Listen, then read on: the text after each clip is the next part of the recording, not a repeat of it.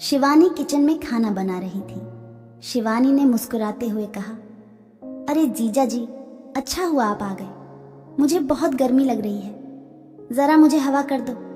आज लाइट भी नहीं आ रही है, बुरा हाल है, और ऊपर से कितनी दोपहर में खाना बनाना पड़ रहा है।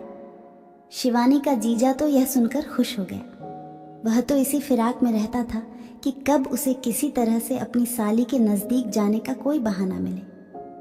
पर आज शिवानी ने खुद ही अपने जीजा को दावत दे दी थी। उसकी दीदी बाहर बरामदे में बैठी थी। उसका जीजा खुशी से उछल पड़ा और अपनी शादी के पास चला गया। साली के हाथ में आटा लगा था, इसलिए वह अपने हाथ से हवा नहीं कर पा रही थी। उसके जीजा ने हाथ वाला पंखा लिया और अपनी साली के ऊपर बड़े प्यार से हवा करने लगा। इतना प्यार तो उसने कभी अपनी पत्नी पर भी नहीं लुटाया था। पंखे की हवा से शादी के बाल उड़ने लगे। उसकी को देखकर उसका जीजा तो पागल हुआ जा रहा था। उसकी सुराहीदार गर्दन पर जब बाल लहराते तो उसका दिल जैसे पानी डाल पड़ने लगता था।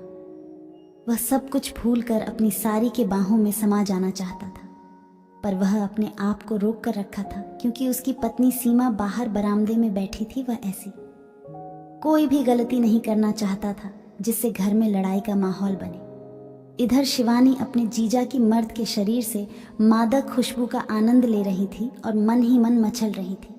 उसकी कटा उदार कमल उसके जीजा को पागल कर रही थी, और इधर शिवानी खुद जानबूझकर अपने लटके झटके जीजा को दिखा रही थी ताकि वह अपने जीजा को अपनी ओर आकर्षित कर सके। तभी बात है, सीमा के चीखने की आवाज़ आई। दोनों काम धाम छोड़कर सीमा को देखने के लिए भागे।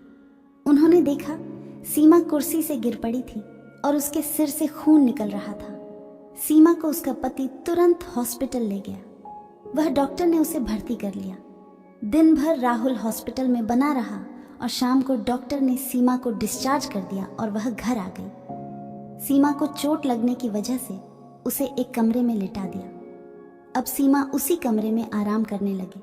शिवानी अपनी बहन का ख्याल रखने लगा और उसी टाइम पर दवा पानी खिलाती पिलाती थी। सीमा बिस्तर से उठ ना पाने की वजह से वह कहीं भी जा नहीं सकती थी और वह पता भी नहीं कर सकती दूसरे कमरे में क्या चल रहा है। उसी रात राहुल अपनी साली शिवानी के कमरे में आ गया और शिवानी के साथ पेट पर आ गया और शिवानी से प्यार भरी बातें करने लगा। किसी ने वाली घटना को पूरा करना चाहता था, क्योंकि अब उसे अपनी कादर भी नहीं था। आज की रात को यादगार साबित करना चाहता था। इधर शिवानी भी इसी दिन का इंतजार कर रही थी, कब वह दिन आए और अपने जीजा के